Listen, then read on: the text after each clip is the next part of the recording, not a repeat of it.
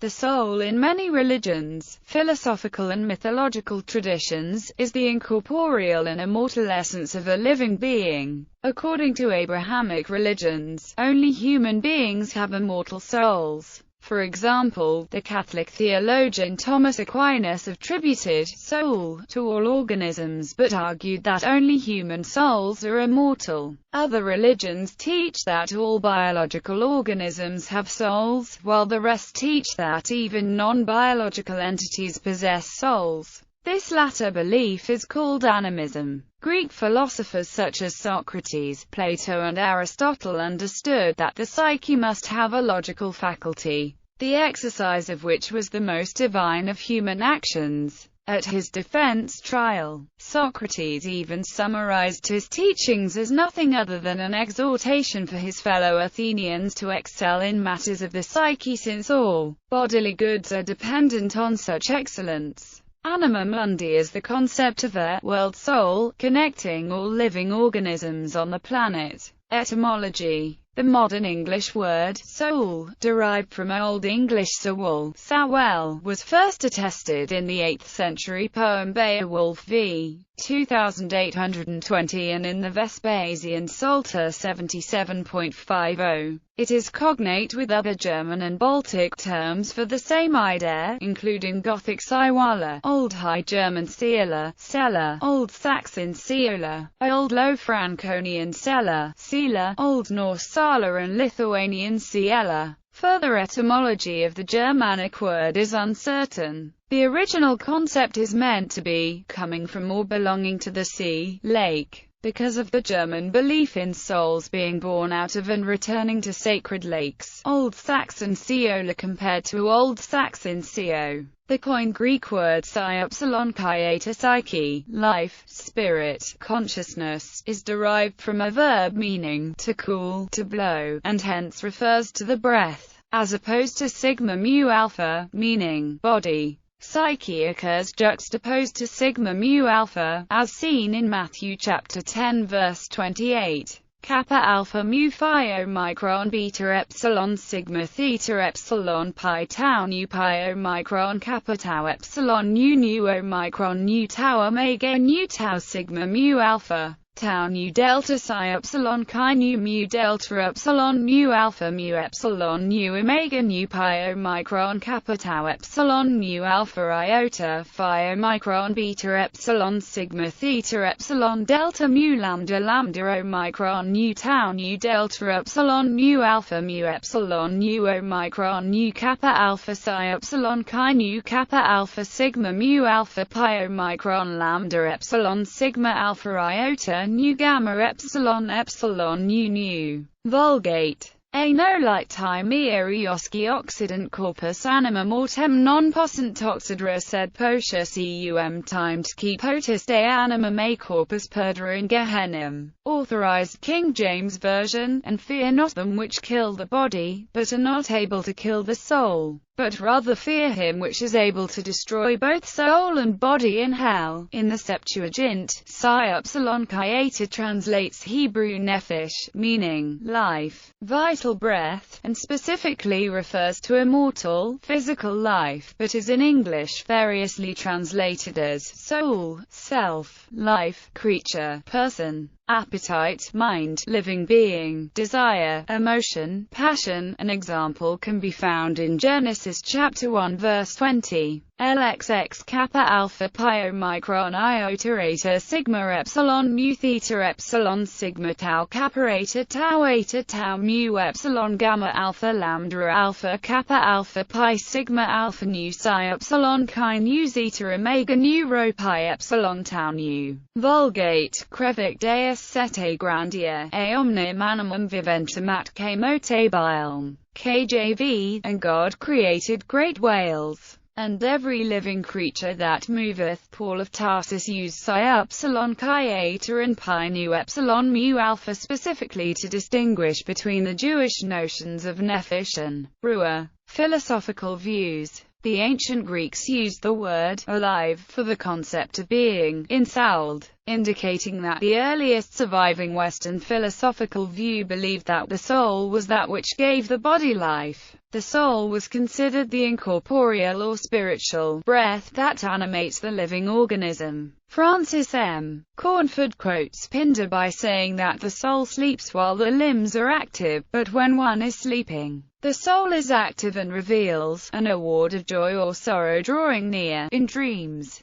Erwin Rode writes that an early pre-Pythagorean belief presented the soul as lifeless when it departed the body, and that it retired into Hades with no hope of returning to a body. Socrates and Plato, drawing on the words of his teacher Socrates, Plato considered the psyche to be the essence of a person, being that which decides how we behave. He considered this essence to be an incorporeal, eternal occupant of our being. Socrates says that even after death the soul exists and is able to think. He believed that as bodies die, the soul is continually reborn in subsequent bodies, and Plato believed this as well. However, he thought that only one part of the soul was immortal. The Platonic soul consists of three parts: the logos, or logistikon, the thymos, or thumetikon, the eros, or epitheumatikon. The parts are located in different regions of the body.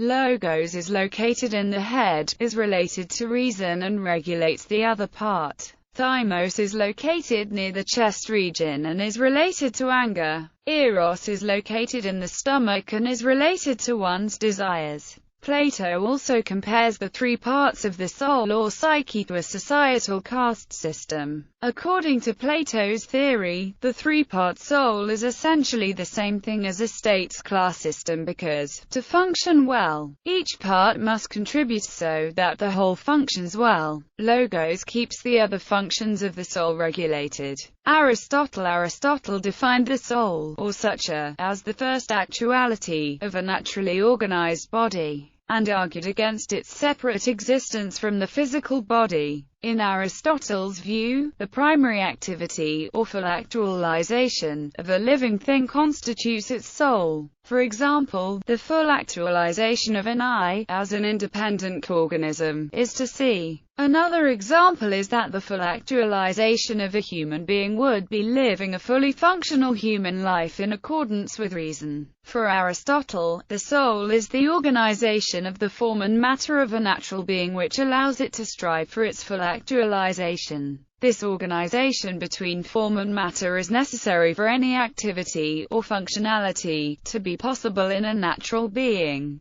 Using an artifact as an example, a house is a building for human habituation. But for a house to be actualized requires the material necessary for its actuality. However, this does not imply that a house has a soul. In regards to artifacts, the source of motion that is required for their full actualization is outside of themselves. In natural beings, this source of motion is contained within the being itself. Aristotle elaborates on this point when he addresses the faculties of the soul. The various faculties of the soul, such as nutrition, movement, reason, sensation and so forth, when exercised, constitute the second actuality, or fulfillment, of the capacity to be alive. For example, someone who falls asleep, as opposed to someone who falls dead, can wake up and live their life, while the latter can no longer do so. Aristotle identified three hierarchical levels of natural beings: plants, animals, and people. For these groups, he identified three corresponding levels of soul, or biological activity: the nutritive activity of growth, sustenance and reproduction which all life shares, the self-willed motive activity and sensory faculties, which only animals and people have in common, and finally, reason, of which people alone are capable. Aristotle's discussion of the soul is in his work, De Anima. Although mostly seen as opposing Plato in regard to the immortality of the soul, a controversy can be found in relation to the 5th chapter of the 3rd book. In this text both interpretations can be argued for. Soul as a whole can be deemed mortal and a part called active intellect or active mind is immortal and eternal. Advocates exist for both sides of the controversy, but it has been understood that there will be permanent disagreement about its final conclusions,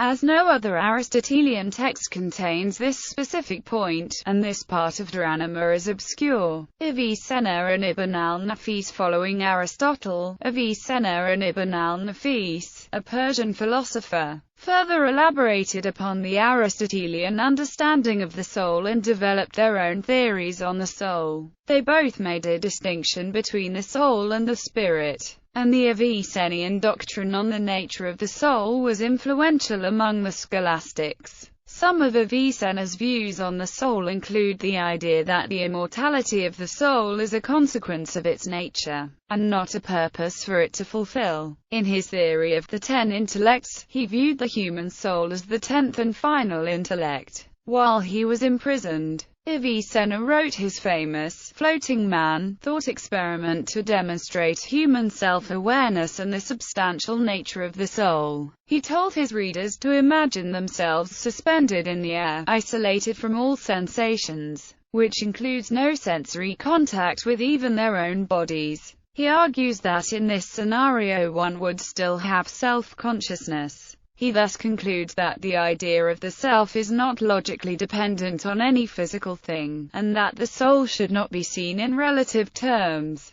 but as a primary given, a substance. This argument was later refined and simplified by René Descartes in epistemic terms, when he stated, "I can abstract from the supposition of all external things, but not from the supposition of my own consciousness." Avicenna generally supported Aristotle's idea of the soul originating from the heart, whereas Ibn al-Nafis rejected this idea and instead argued that the soul is related to the entirety and not to one or a few organs. He further criticized Aristotle's idea whereby every unique soul requires the existence of a unique source, in this case the heart. Al-Nafis concluded that the soul is related primarily neither to the spirit nor to any organ, but rather to the entire matter whose temperament is prepared to receive that soul, and he defined the soul as nothing other than what a human indicates by saying, I. Thomas Aquinas. Following Aristotle and Avicenna, Thomas Aquinas understood the soul to be the first actuality of the living body. Consequent to this, he distinguished 3 orders of life: plants, which feed and grow; animals, which add sensation to the operations of plants; and humans, which add intellect to the operations of animals.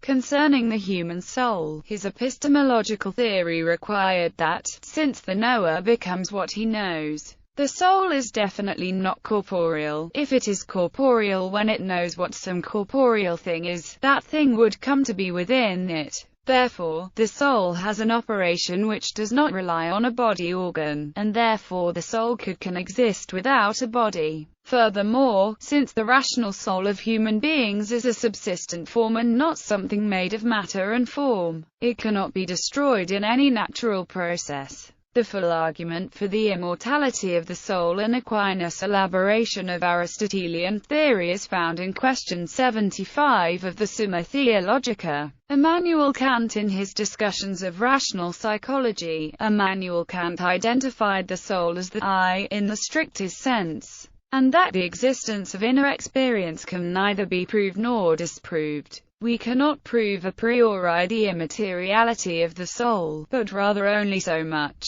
that all properties and actions of the soul cannot be recognized from materiality. It is from the I, or soul, that Kant proposes transcendental rationalization, but cautions that such rationalization can only determine the limits of knowledge if it is to remain practical. Philosophy of mind. Gilbert Ryle's Ghost in the Machine argument, which is a rejection of Descartes' mind-body dualism, can provide a contemporary understanding of the soul, mind, and the problem concerning its connection to the brain, body.